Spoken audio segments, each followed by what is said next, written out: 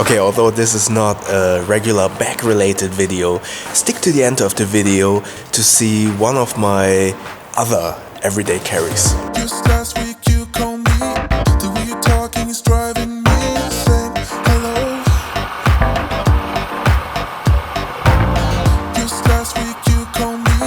The way you're talking is driving me insane. Hello. Hello. Even if we're hanging by a thread, what you said is spinning in my head. Some of you might remember from last year, from a couple of my episodes, that almost a year ago I got my motorcycle driver's license, and I also bought the Yamaha MT07, which is in the US called F07. And with everything that I buy, I usually do a lot of research on it first.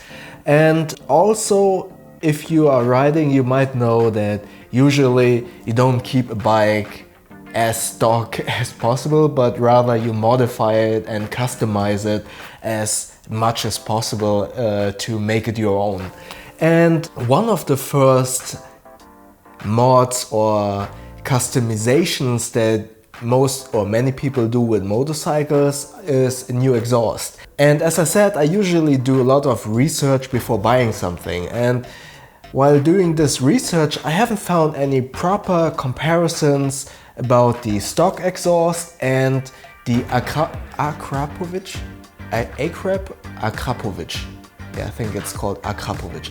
And the Akrapovic exhaust. Usually what you can find on YouTube is something recorded with an iPhone and in completely different conditions. So the phone or the microphone is like 1 meter away, and then with the other video it's like a kilometer away or something like that. So I wanted to do a proper comparison about these two exhausts and do an overall list of all the customizations that I have done on this bike. And as I said, please stick to the end of the video, because usually I assume that those of you who come to this video are either looking for the comparison of the exhaust, but also I assume that most of you are my regular subscribers who usually watch these videos for bike-related content. So stick to the end, because there will show you a different EDC setup that I have for riding my motorcycle. Okay, the first thing I show you is the bike before I changed it and the sound of the stock exhaust. Here we go.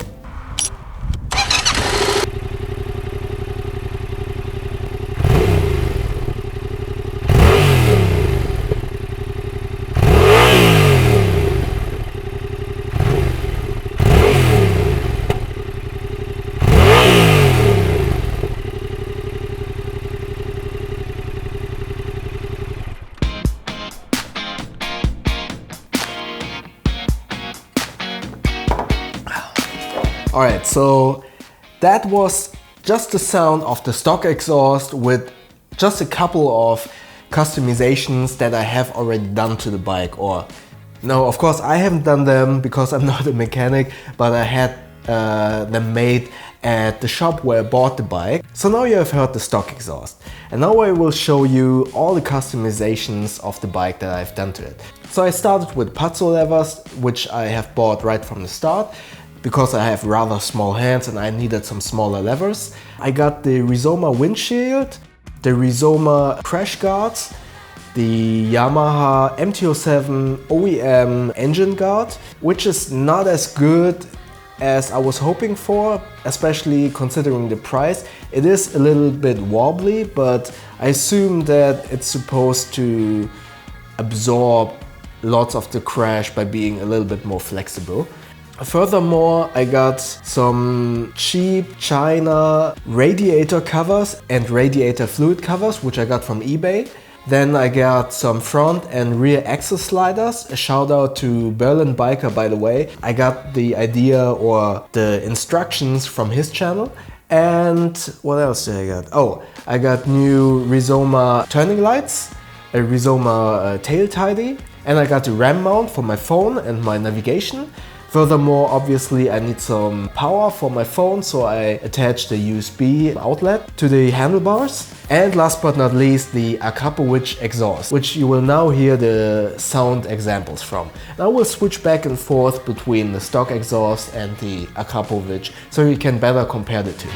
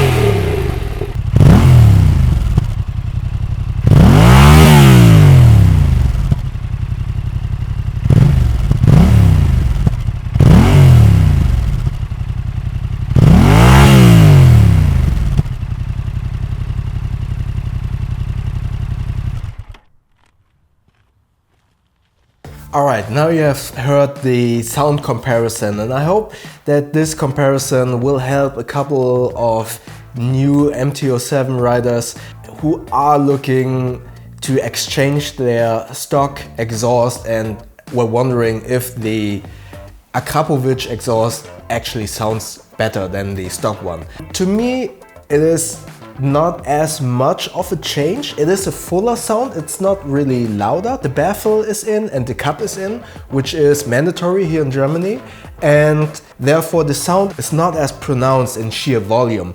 But I think the bass and the rumble is quite stronger and very attractive and not as, I would say, rattly and tinny as the stock exhaust. Furthermore, what I really like about the Akrapovic exhaust is actually the look. It is smaller and more tied in the overall look. It's not like sticking out or anything. I prefer it to be rather compact and like streamlined. So that was actually one of the reasons why I liked the Akrapovic exhaust. Furthermore, it is a weight gain. It's not much, I think it's just like 1.5 kilograms or something like that.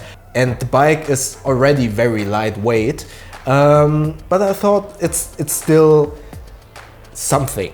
Furthermore, I'm not 100% sure if that is correct, but as far as I understand, since this exhaust is specifically designed for the Yamaha MT07, there is actually some gain in performance without the need of flashing the ECU, which I still want to do, to flash or improve the ECU, but at least at the moment I do know that there's no loss in performance, or I assume that there's no loss in performance due to a new exhaust. But I'm not a mechanic and I actually don't feel a change in performance, but what I can say is that due to the increased, I would say, rumble or volume of the exhaust, it is actually easier for me to downshift by rev matching, because I actually can better feel and hear the engine. So I'm still a beginner and I'm still really trying to get this downshifting with rev matching on point. To me it feels like, since I can feel the engine and hear the engine a little bit better, it is a little bit easier to downshift with rev matching. So in that regard it is an improvement. All of this considered, is it worth the extra costs compared to an SC project or a different slip-on exhaust? Obviously, I don't know. To me it is, as I said, because of the looks, the sound and the overall feel, but maybe a cheaper exhaust might be even a better solution for you, because it is definitely a little bit more expensive than if I would have gone the SC Project route. I think it's about 200 or 300 euros more expensive. But to me, all the mods that I put on the bike were totally worth it, and I think the only things that I want to do in the future that I can think of at the moment are new rear sets and maybe new mirrors. But I'm actually quite happy with the mirrors because I can see everything from my eyes peripherals without moving my head too far. I think that bar end mirrors, especially the low-sider ones, look awesome, but every time I see them I have the feeling that I have to look down to actually see what's going on behind me, while with the OEM mirrors I actually don't need to move my head but rather only my eyes. So I might just stick with the stock mirrors for now. Maybe a new color at some point, but maybe do a wrap on the bike. But for now I'm really happy, and for everyone who doesn't ride and has been contemplating to maybe do a driver's license for a motorcycle and get a motorcycle, I can highly recommend it.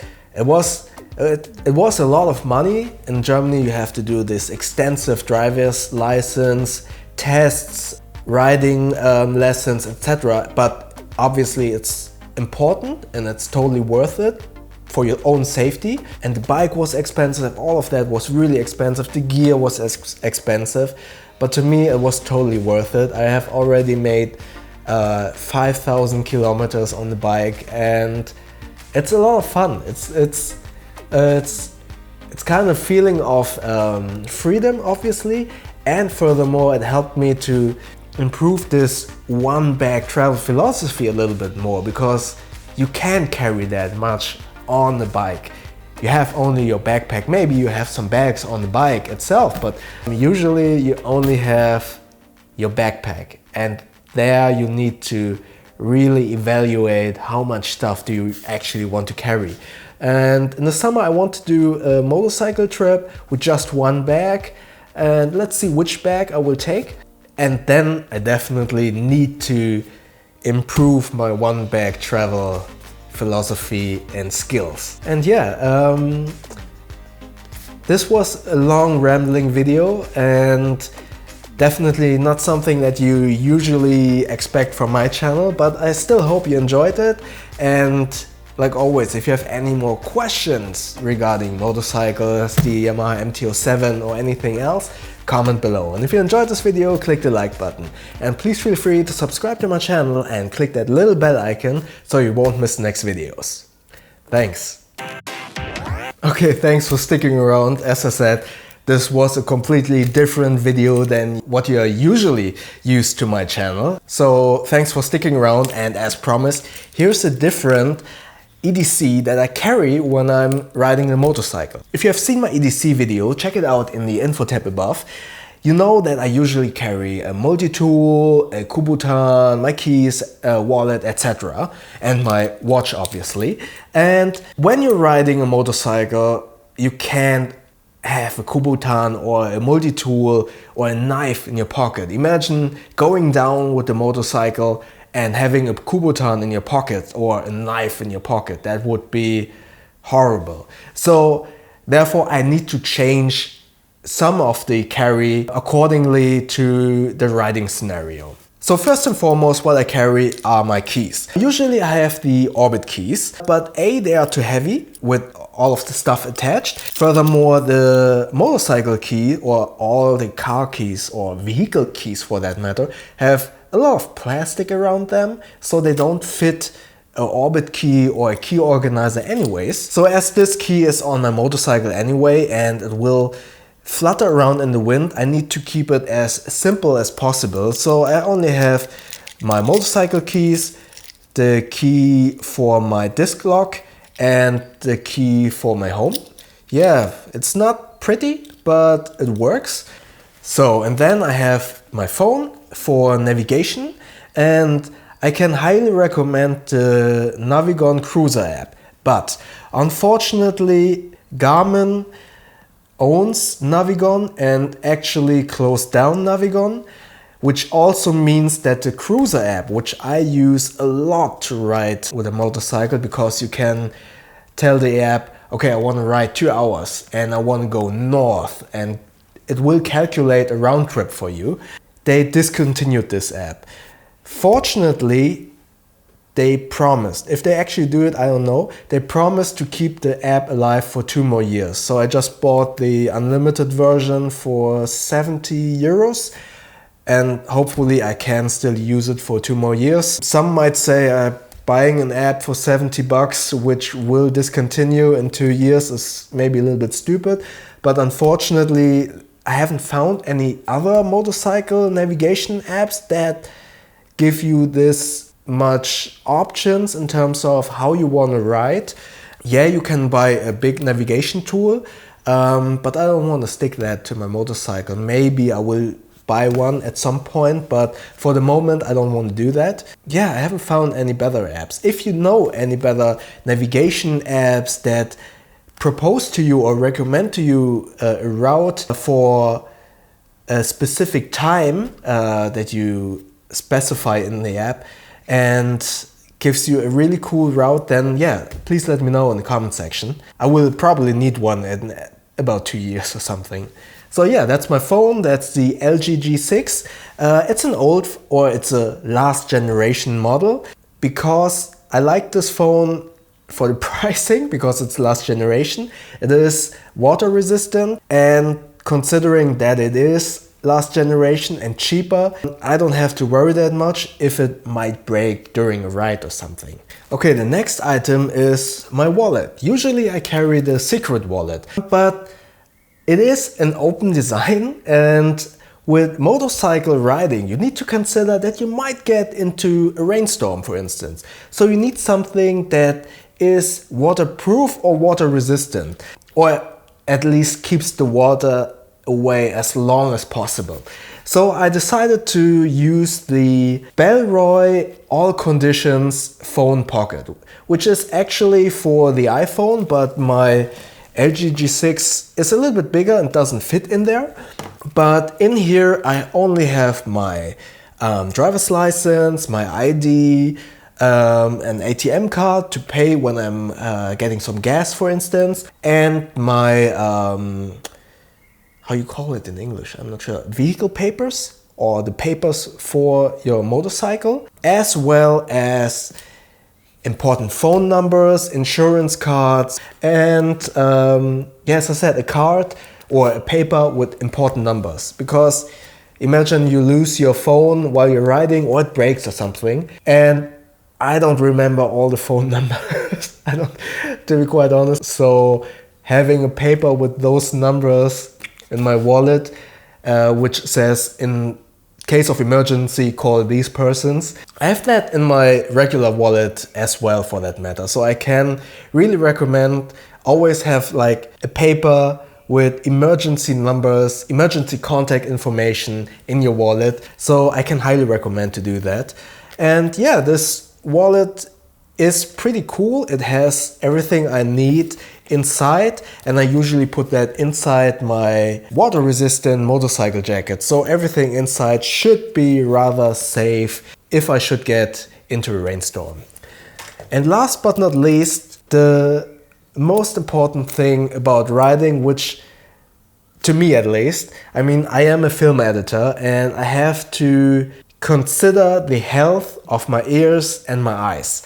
So these are custom-made earplugs, which are custom-made or precisely made for my ear canals and have a filter inside. And I know some of motorcycle riders don't use them for the reason that you don't hear what's going on left or right to you. You don't hear your own engine sound and stuff like that. But the good thing about these earplugs is they are custom-made for my ear canal, and they have a filter in them that only filter a specific frequency, and these actually filter out the wind noise and not as much the other sounds like maybe a siren or a horn of a car. I actually had them before I was riding a motorcycle because I was using them when I was in the club or in a bar or in a concert, for instance,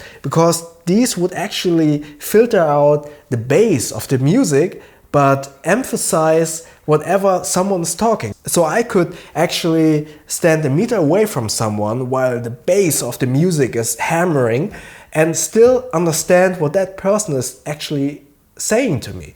So I have been using these types of earplugs for many years, and yeah, I always feel like when I'm riding in high speeds and there's so much wind noise, no matter what kind of helmet you have. I have the Shoei GTR, and I feel like if I don't wear these types of earplugs, I get exhausted a little bit faster because of the stressful sound of the wind noise, and I actually don't hear other cars that well because the wind noise is that loud. So with that earplugs, it actually filters out the wind noise, but I still can hear everything around me, more or less. Obviously, it's a little bit toned down, but it's still very clear. You don't have that isolating feeling that you get with regular earplugs that are just made of wax, for instance. So, highly recommendable. It is a little bit more expensive, obviously, because you have to